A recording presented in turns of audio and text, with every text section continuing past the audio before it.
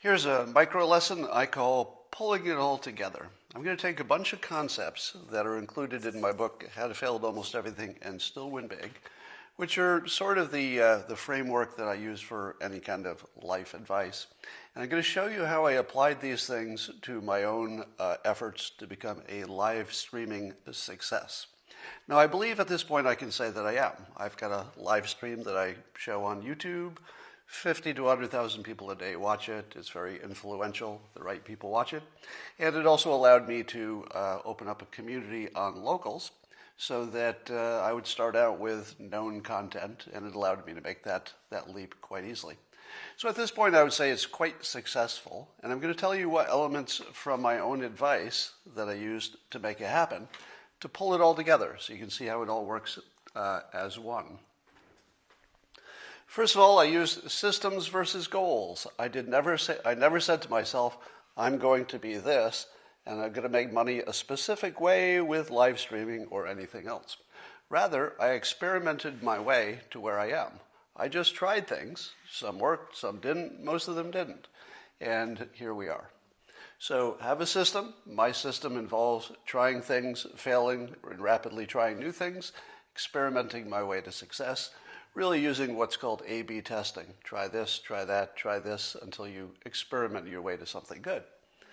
Talent stack, I haven't counted up the number of specific talents it takes to do what I do, the live streaming, but you can see that it takes the ability to speak in public. You've got to be able to form sentences. You've got to have content, so you need some sort of expertise, or maybe you're interviewing people, but you need some kind of a hook. You're going to need to know something about the technology, something about marketing, something about social media, and I could probably go on. There may be something like a dozen different skills. None of them are terribly hard to learn, but if you get the right combination, they're really powerful. It's about the combination, not how deep you go in any one. And so that's when I talk about talent stacks, one of the most powerful concepts in the world, I think. I also say that passion is BS. People tell you to follow your passion. Nah, don't do that. Don't do that. Because your passion isn't necessarily your best play. There might be far better plays that would also make you excited if they worked. How excited was I and how much passion did I have the very first time I live streamed? Not much. Not much at all. I had a curiosity, I had an interest, but nothing even close to passion. At this point, I'm getting pretty close to having a passion for it because it's working out. And as I often say, passion comes from success. When something is working, you get pretty excited about it. So at this point, I am pretty excited about it. But it didn't start that way, and I didn't imagine that I would develop a passion. I just thought I might enjoy it and I might learn something. Luck can be managed. Now, not in the sense that you can determine a coin flip in advance, but you can certainly go where there's more luck. So when I graduated from college, I immediately moved to San Francisco, the Bay Area, because there's lots of energy. The possibility of finding luck where there's lots of energy and activity is good. The odds of finding luck if you stay home sitting on your couch, very low. So I went where the industry was growing. Live streaming was coming online. The technology had reached a point where almost anybody could do it. And if you had some kind of a national brand, and I had a little bit of a national brand, it was an easy transition. So luck can be a process of going where there's lots of energy. And this consistently works. It's a really good strategy. Go to the company that's growing the fastest, in the industry that's growing the fastest, you're going to be in good shape. We talked about A/B testing. Then no shame, no embarrassment, no humiliation. How many times did I say something that wasn't true on live stream? Oh, there have been a few, and get called out for it. How many times have I said something that was just dead stupid, and somebody called me out for it? Oh, that's happened. How many times did I do an entire live stream with chocolate on the edge of my mouth? A few times. How many times have I blown my nose on a live stream? Way too many times. I have no shame and no sense of embarrassment, which allows me to go through all these little bumps that might bother you, might derail you, and you'd say, that was just too cringy. That was too awkward. I can't go on. Not me. I've had so much practice embarrassing myself, and I treat it as a skill.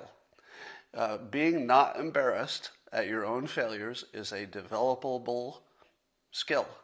And if you fail enough, you'll just get used to it. And that's sort of where I am at this point. I've failed at so many things that any new failure I hardly notice. So no shame, and that allowed me to work through all my mistakes to get a little bit better than I was. I try to pick things that don't have an upside limit. In other words, if I did well, there's no limit to how many people could watch me. If I make a comic strip that becomes popular, there's almost no limit to how many greeting cards or calendars people could buy. So I like things that have maybe a low chance of success by their nature, but if they work, they're going to be big. And so I pick challenges that have no upside limit. The worst thing you can do is charge for your time, because your time is limited. Everybody has to do it at some point in their life, but try to work toward a point where you're in a no upside limit situation.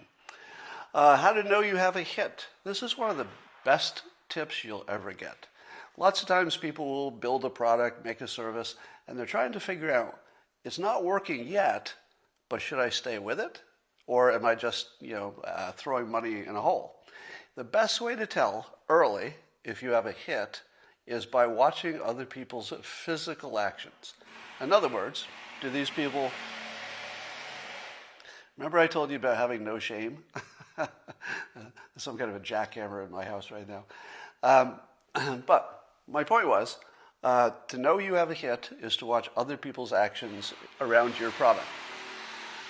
Other people's actions, for example, in my case, people have made commercials for this, for my Coffee with Scott Adams live stream. Oh, that's not this. But people have made their own commercials and just started tweeting them. People have made all kinds of memes of me with coffee cups. People have said, hey, we need a better index of your micro lessons. They've created their own indexes. So when you see people do that stuff, creating add-ons and augmenting what you've done, that's a hit every time. This one is so unambiguous. If people are extending your product, you've got a hit. It happened with Dilbert, and it happened early. And you can see this very consistently. And then lastly, simplicity. There are some people who are optimizers, and they can do really complicated things and pull it off. There are other people, and I'm one of them, who require simplicity, largely because I have a creative job. So if I get lost in the complexity of executing my creativity, I don't have much time for creativity, and that's where the money is in my case. So in my case, simplicity of my process is essential. So you might notice that I don't have the best sound quality. I'm just using a simple lavalier clip-on. My video quality is not as good as it could be if I had professional equipment. I don't have professional editing and overlays. I could do all of those things. None of them are beyond me. I could pay somebody to do them. I could learn to do them. But every part of that would cause complexity, even hiring somebody else to do it. If you think that hiring somebody else to do part of your work makes it easier for you, you haven't ever hired anybody. The person themselves brings complexity. They have questions, and you're going to be diverted. Your energy will be drained off. So I always choose simplicity over even quality. And the reason is that you can tell that something is good if it works in its bad form. This is the bad form. It's been even worse. When I first started, I had worse sound, worst video, worse presentation, worse everything. And it still worked. This is what you see with things like cell phones, computers. They were terrible when they first came out in terms of reliability, fax machine, but they became hugely popular because they were just so useful and needed that even in their bad form, they worked. So you can find out if something's going to be a hit by watching if it works in its bad form. And if I can make it work in its bad form, then maybe I can consider getting a staff and going to the next level, but I prefer not. We'll see if I can upgrade some of the quality without doing that. And that is what I call pulling it all together. These are most of the key concepts from my book, How to Fail at Almost Everything and Still Win Big. And you can see that I use them to good effect in my own life after writing the book. It would have been easier to write the book after I'd done something successful and then say, well, I was successful because of these things I did. That's a little sketchy. It's a lot better if you call your shot and say, here's what I'm going to use, and watch me use this right in front of you, and we'll see if it works. Now, of course, I start with an advantage. I'm already rich and famous, and I've got flexible schedule, and those are great things. And you should look for your advantage too. It won't be that one, but at least for most of you. But look for your advantage and try to maximize that. And I hope this helps. That is your micro lesson on pulling it all together.